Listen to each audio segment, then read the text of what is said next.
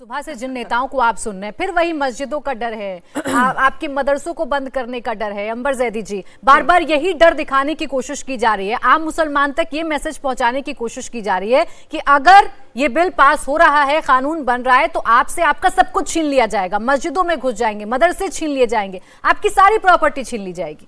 प्राची ये सोचते हैं जो आज के हमारे मुसलमान नेता हैं, इनको लगता है कि 1857 का भारत है और ये एक आवाज़ लगाएंगे, झूठ का भ्रम फैलाएंगे, लोग सड़कों पर आ जाएंगे। आज डिजिटाइज वर्ल्ड है, इंफॉर्मेशन का दौर है, सबके पास फ़ोन है, हर एक छोटे से छोटा जो इंसान है उसके पास एक डिजिटल मोबाइल फ़ोन है जहाँ पर दुनिया भर की इन्फॉर्मेशन है। जिसके पास टीवी भी नहीं है वो मोबाइल में आप चलते भी जाइए तो ड्राइवर्स तक आईपीएल देखते हैं। तो उस दौर में अगर आप लोगों के अंदर अगर झूठ और मिथ फैलाने की कोशिश करेंगे, और सबसे पहली बात तो इन्होंने गडरिया वाली कहानी अपने साथ पहले ही कर ली है। इन्होंने सीएनआरसी के समय भी यही किया था कि भाई सबको देश से निकाल दिया जाएगा, वोटिंग राइट्स छीन लिए जाएंगे, आप सबको कागज दिखाने पड़ेंगे, नहीं होंगे तो सबको निकाल दिया जाएगा। ये सारा इनका फॉर्मूला फेल हो चुका है। अब आप देखिए, कल भी हम लोग सब इस पे बात कर रहे थे, कवरेज कर रहे थे, मुसलमान सड़कों पर सेलिब्रेट कर रहे हैं। पासमानदा मुसलमान की बात आज से पहले 2-3 साल पहले जब बीजेपी के कन्वेंशन में प्रधानमंत्री से पहले आपने किसी मुसलमान नेता या किसी हिंदू नेता के मुंह से मुसलमानों के पासमानदा होने का आपको पता भी था,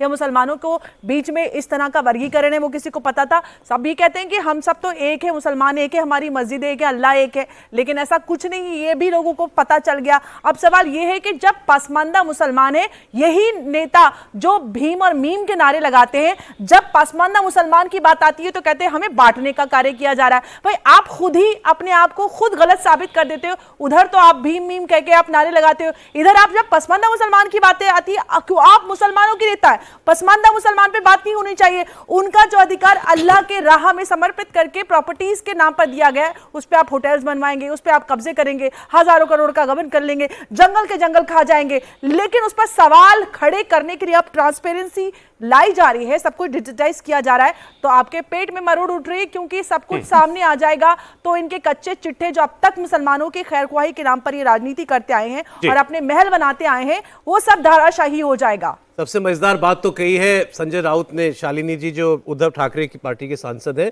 उन्होंने कहा नरेंद्र मोदी तो मुसलमानों का तुष्टीकरण कर रहे हैं। बिल्कुल, एक्चुअली दिक्कत क्या है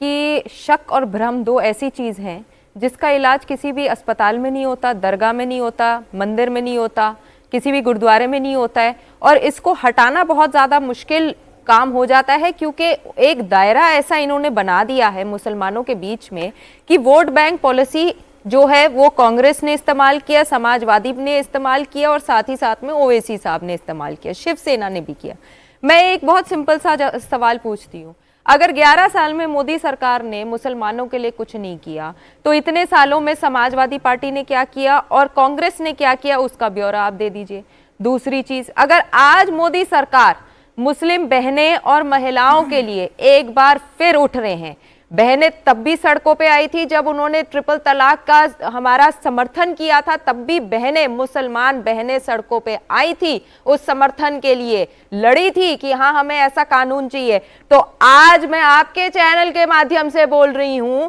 कि यदि कोई और व्यक्ति ऐसी काम करेगा जिसके खिलाफ हमें खड़ा होना पड़ेगा तो हम मुसलमान बहनें सड़कों पे आएंगे अगर आप हम लोगों का हक ले लेंगे। आप चाहते हैं वक्फ और औलाद के तहत बहनों को उनका हक ना मिले, इसलिए आप इस संशोधन बिल को आप चाहते नहीं है आना चाहे। क्यों भाई,